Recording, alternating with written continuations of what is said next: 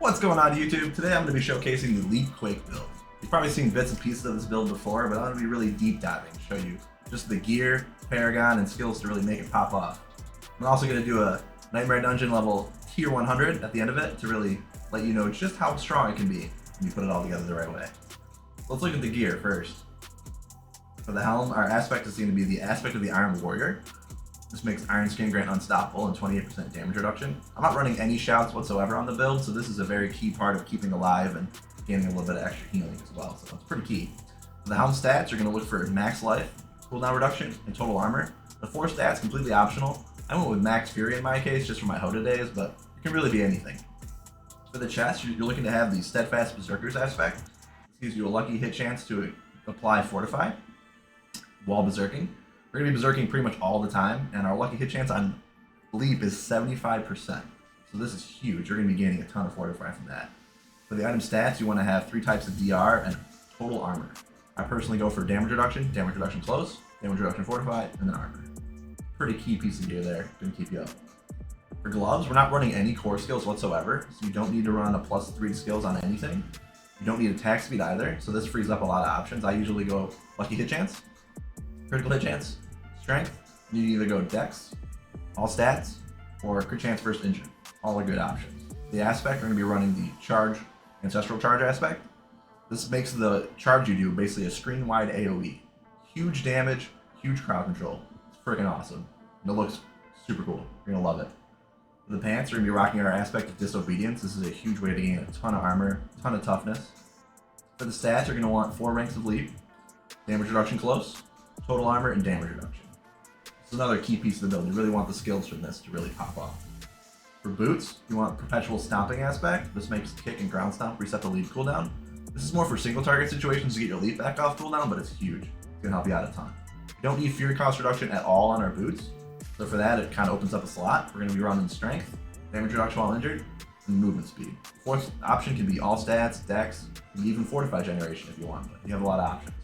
For a 2-handed mace, damage is the big thing here, so you want big item power. The aspect is going to be the aspect of berserk ripping. On a 2-hander, it does massive bleed damage. Makes a huge impact to your damage overall. And for stats, you want all stats, close, vulnerable, and crit damage. You don't want to run any core damage here because we're not running any core skills whatsoever. For our one-handers, we're going to be rocking the Brawler's aspect, which gives kick and charge an explosion effect when units die. Nice sneaky little bit of damage that gets thrown into the barber mix there. Pretty huge. For the second weapon, we want the ground stomp earthquake aspect. Ton of extra damage. We're going to be standing in earthquakes pretty often, so definitely want to have that. And for the item stats, you want a combination of vulnerable damage, crit damage, all stats or strength, and then close damage. Remember, we want no core damage whatsoever. For the 2-hander, we're going to be rocking the Edge Master aspect. You want to really get as much damage out of this as possible, so having on a 2-hander, ton of damage bonus.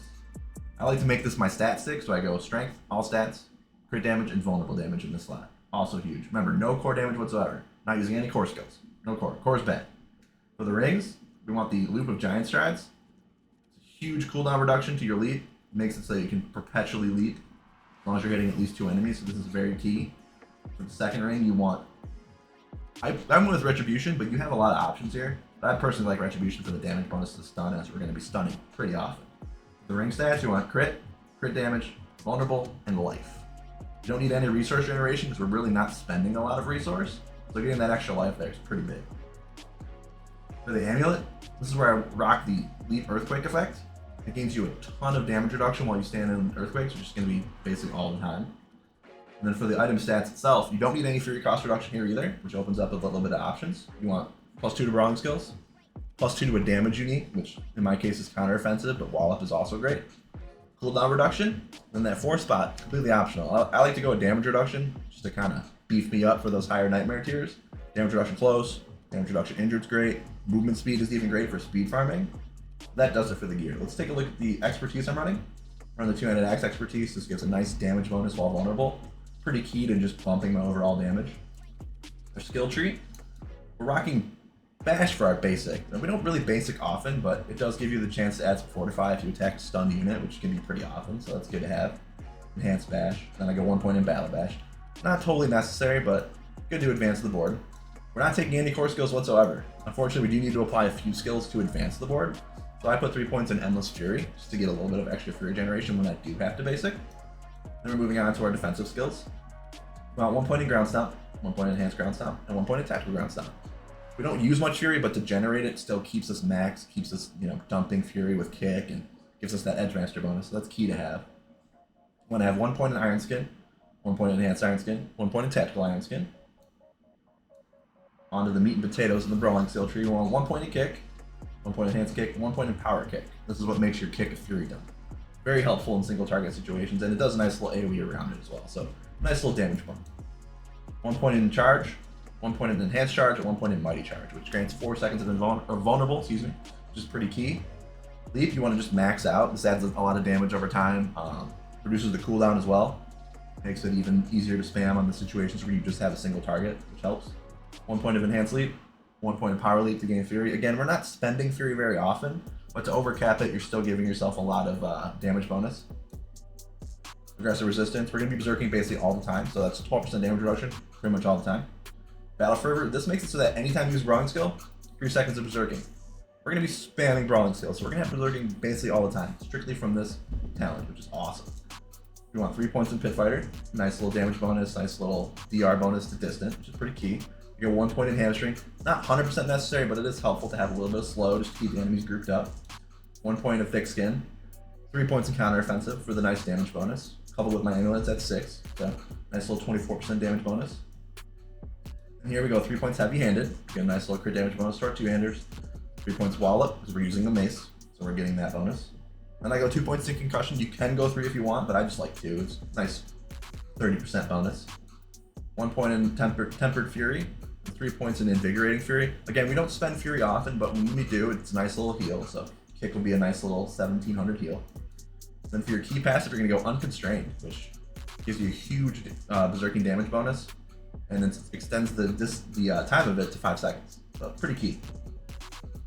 For the Paragon boards, we start off with the Exploit Glyph.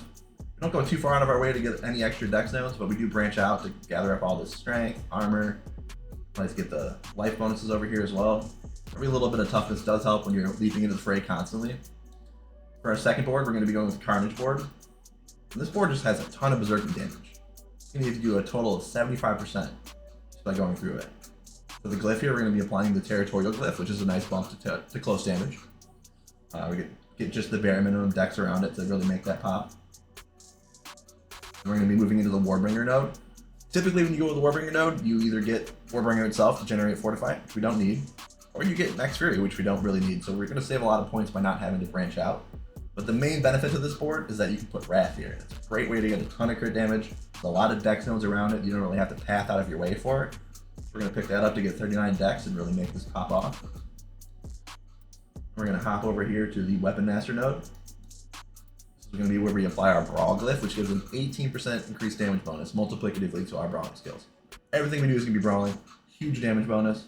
It also grants damage bonus to physical damage nodes around it and armor nodes around it, which is basically entirely what it's surrounded by. A ton of armor from that, ton of armor from that. Big old bump to your physical damage nodes. Huge bump overall. I'm going to take this short path outward to get this, physical damage bonus here. The attack speed isn't really effective, but the physical damage bonus is clearly very worth it. Got a nice little cluster around that as well for a low cost to get more physical damage. We're going to be going into our Decimator node. This is where we get a lot of our vulnerable. We're just going to path down here to get this physical damage node.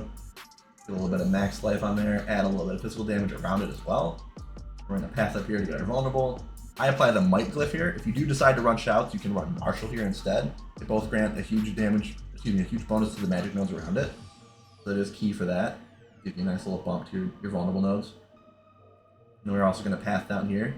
Get a little bit extra vulnerable, a little bit extra armor. I also collect these armor nodes around it, but you don't have to. Just helpful for pushing higher nightmare dungeons. And for our last board, we're going to be going Bonebreaker. I like to path up to Tenacity, get a nice little bit of armor and life. This little cluster right here is the most single bump you're going to get from max life and armor from any little Paragon cluster. It's a very low cost to have to branch out. And then for the Glyph node, we go down, grab Ire. It's a huge damage bonus while berserking. We're going to be just grabbing some strength around it to make sure we can actually hit the requirements for it. but it's a massive bump to your damage overall. Huge. So yeah, let's see how this build performs, shall we? Let's hop into a Nightmare Dungeon. Mercy's Reach, level 100. This place is crazy. Those end rooms are no joke, but we're gonna go make them kind of a joke, honestly. Let's see what we got.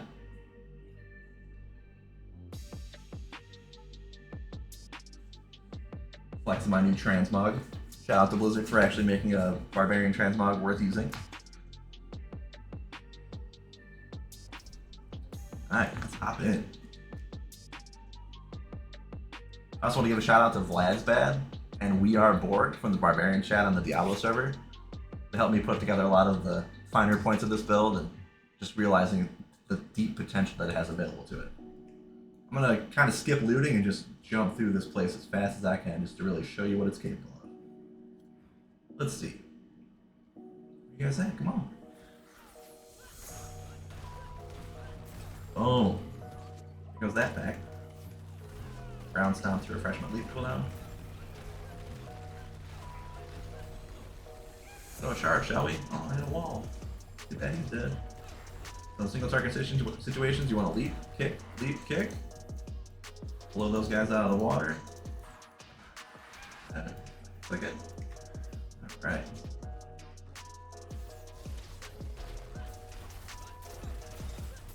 Usually when you get down to about half life, that's when you want to pop your Iron Skin. Great way to barrier and regen a little bit of that life. There's not a ton of extra healing sources for this build, so you are going to have to potion semi-regularly. Not on like a crazy level, but just to keep yourself up. Alright, let's run into some of these death rooms, shall we? Clap on these guys real quick. And you can just kind of do 2 to 3 leaps usually and then just let them die. Like a lot of times I'll just speed clear a dungeon and then go back through and loot. Has kind of a better flow to it. Alright, coming up on the first death room. Let's see what we're made of.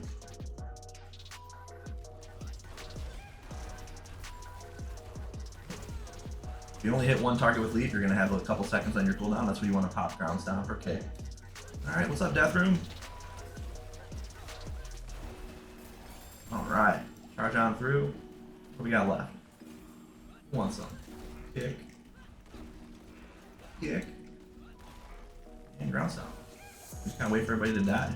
Grab some loot while I wait for that guy to die. Oh. Still want some. There we go. Now he's dead. Alright, on to the next death room.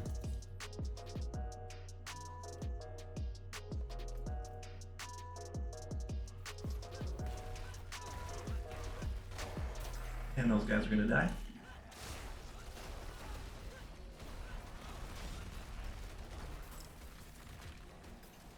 Charge on through. This room all grouped up. As you can see, my charge just killed half the room by itself. Pop Iron Skin. There we go. Kill off the stragglers. Ground stomp them. Leap on them. Pick anybody that's left. But guess what? They're all dead. And that's just how dominant it can be. I noticed I forgot to show you guys the hearts as well. You want to rock the Barber Heart. Seconds don't really matter too much. I've tested with different amounts and it doesn't really matter. The Heart of Pakana, which is kind of an underused one. It makes lightning pop out when you crit, and it just constantly bounces around, just adds a lot to the AoE damage. Very big help. And then the Revenge Heart. This is huge for DR. Massive increase. But yeah, that's it. Hopefully this build helps you guys out and you get a chance to run it. It's truly dominant, and you're going to be finding yourself giggling pretty much the entire time. Good luck, and I'll see you guys in hell.